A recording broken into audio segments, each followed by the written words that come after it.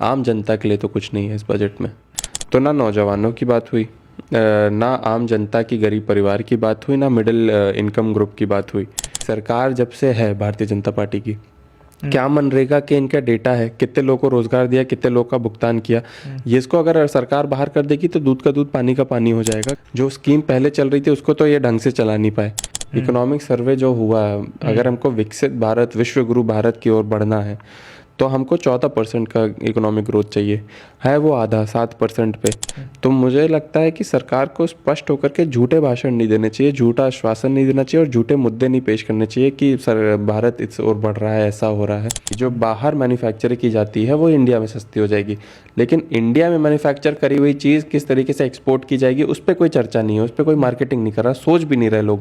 Market इतना ज़्यादा गिर गया, उन लोगों की जांच होनी चाहिए कि किन लोगों ने पैसा कमाया है, और बहुत चंद लोगों ने बहुत ज़्यादा पैसा कमा लिया है। ये मेरा डायरेक्ट आरोप है और ये सरकार के साथ मिल करके। नमस्कार, सोशल संवाद में आप सभी का स्वागत है। मैं हूं सिद्धार्थ और आप देख रहे हैं सोशल संवाद। 2026 का बजट आ चुका है, उस पर बातचीत करने के लिए हमारे साथ समाजवादी पार्टी के सांसद पुष्पेंद्र सरोज जी हैं। आज जिस तरह से निर्मला सीतारमण जी ने बजट पेश किया, उस बजट को, पूरे बजट को कैसे देख रहे हैं देश की आम जनता के लिए? देखिए, आपने जो सवाल पूछा है बजट को किस तरीके से देख रहे हैं आम जनता के लिए, पूरा बजट सुना मैंने। मुझे लगता है पक्ष और विपक्ष दोनों ने सुना। किसी के पास भी अगर आप जाएंगे और मन से उनसे पूछेंगे तो सब बोलेंगे कि आम जनता के लिए तो कुछ नहीं है इस बजट में। आम जनता को ज़्यादा कुछ मांगे नहीं, आम जनता सुनना चाहती है कि उनके टैक्स में कितनी कटौती हुई है, टैक्स रेट जो उनसे वसूला जा रहा है उस पर कितनी कमी आएगी। बल्कि व्यापारियों से आप पूछेंगे तो उनसे भी अगर आप जानना चाहेंगे तो वो भी सिर्फ टैक्स की बात करेंगे। दूसरा, नौजवान जो बेरोजगार घूम रहा है वो ये चाहता था कि उसके रोजगार के लिए और पक्के रोजगार के लिए क्या सरकार ने कदम उठाए हैं। तो ना नौजवानों की बात हुई, ना आम जनता की, गरीब परिवार की बात हुई, ना मिडिल इनकम ग्रुप की बात हुई। तीसरा, किसानों की भी जो मांग चली है, हालांकि कृषि बजट में वृद्धि कर दी गई है, लेकिन किस तरीके से पॉलिसी में चेंज लेकर आएंगे, किस तरीके से जो उनकी, मुझे याद है कि एमएसपी से लेकर के जो उनके कृषि उत्पाद के लिए जितनी भी व्यवस्था है उसमें जो टैक्स बजट कट चाहिए था उनको, उस पर भी कोई बात नहीं की गई है।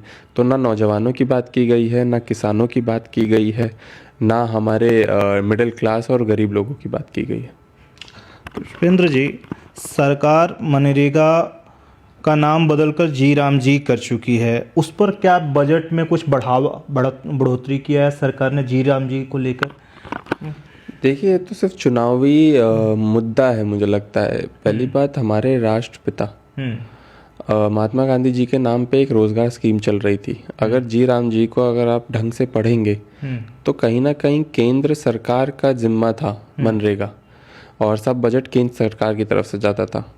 लेकिन अब राज्य सरकारों पे भी जिम्मा डाल दिया गया है। राज्य सरकार खुद ही भटकते हैं कि उनके पास पैसे नहीं है, पैसे में कमी है, केंद्र पैसे रिलीज नहीं कर रहा है, और इतनी स्कीम्स खुद राज्य में चल रही हैं, ऊपर से एक और बोझ उन पे डाल दिया गया है। और ये सिर्फ बीजेपी राज्यों में नहीं है, अन्य सब राज्यों में आ चुका है। मुझे लगता है कि ऐसी स्कीम्स से क्या आउटपुट निकलना चाहिए तो सरकार को बताना चाहिए। मनरेगा जो पॉलिसी लेकर के आई थी सरकार जब से है भारतीय जनता पार्टी की, क्या मनरेगा के इनका डेटा है, कितने लोगों को रोजगार दिया, कितने लोग का भुगतान किया, ये इसको अगर सरकार बाहर कर देगी तो दूध का दूध पानी का पानी हो जाएगा कि जो स्कीम पहले चल रही थी उसको तो ये ढंग से चला नहीं पाए। हर स्कीम का नाम बदलना और उसको नए तरीके से पेश करना, इससे पहली बात खर्चा और लगता है, दूसरा उससे क्या आउटपुट निकलेगा ये सरकार बताती नहीं है। पुरानी स्कीम का आंकड़ा सरकार साफ कर दे, सबके सामने कर दे, तो उससे पता चल जाएगा, अंदाज़ा लग जाएगा कि नई स्कीम भी कैसे होने वाली है। पुष्पेंद्र जी, सरकार ने पीठ थपथपाया कि हम रेलवे में सुधार कर रहे हैं, नई ट्रेनों की बात की है, वहीं दूसरी तरफ इलेक्ट्रिक आइटम जो है उसको सस्ता करने की बात कही जा रही बजट में। तो क्या बजट से कुछ आम जन को कुछ फ़ायदा आपको नहीं लगता है कि नज़र आ रहा है? देखिए, हमेशा आलोचना भी करना ठीक नहीं है, लेकिन आपने जो पूछा कि आम जनता के लिए क्या किया गया, तो आम जनता के लिए ज़्यादा कुछ किया नहीं गया। आज सबसे बड़ी देश की प्रॉब्लम बेरोजगारी है। अगर घर में कमाई नहीं आएगी तो वही बच्चा क्रिमिनल बनेगा, वही बच्चा उल्टे काम करेगा, तो क्रिमिनल रेट भी बढ़ता है, बेरोजगारी रेट भी बढ़ता है, पर कैपिटा इनकम भी नहीं गिरती है, तो इससे जीडीपी भी गिरती है। इकोनॉमिक सर्वे जो हुआ है, अगर हमको विकसित भारत, विश्व गुरु भारत की ओर बढ़ना है तो हमको 14% का इकोनॉमिक ग्रोथ चाहिए, है वो आधा 7% पे। 7%, 5 से 7% नॉमिनल जीडीपी ग्रोथ होता है, हर कंट्री को वो अच्छा जीडीपी ग्रोथ कहा जाता है। लेकिन अगर हमको कुछ एक्सपोनेंशियल बड़ा करना है तो मुझे लगता है कि इकोनॉमिस्ट बता रहे थे कि कम से कम 10 से ऊपर परसेंटेज का हमारा इकोनॉमिक ग्रोथ हर साल होना चाहिए, लेकिन 7 पे हम अटके हुए हैं। तो सिर्फ भाषण में और आंकड़ों में जो ज़मीन आसमान का फ़र्क है वो दिखाई देता है। तो मुझे लगता है कि सरकार को स्पष्ट होकर के झूठे भाषण नहीं देने चाहिए, झूठा आश्वासन नहीं देना चाहिए और झूठे मुद्दे नहीं पेश करने चाहिए कि भारत इस ओर बढ़ रहा है, ऐसा हो रहा है। कहीं ना कहीं एक एक परिवार को इफेक्ट करने के लिए या तो आप टैक्स कम करते या तो आप रोजगार स्कीम लाते पक्की नौकरी की। इससे बिना कोई भी बजट नहीं होता है।